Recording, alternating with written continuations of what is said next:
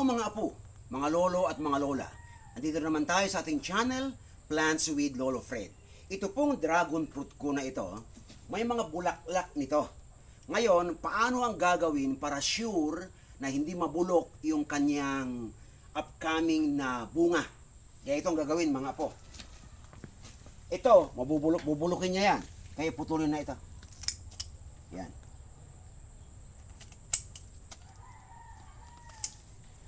So, tinanggal ko yon para mag-mature. Pag nag-mature na ito, tanggalin na yon. Okay, i-update ko kayo doon. Isa pa. Ito pa. Basta nag-bloom na, tanggalin. Ito, pwede. Antayin ko pa na gumanda yan para mag-dry. So, ganun mga apo.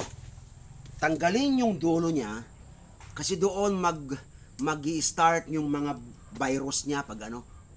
Ganun mga apo.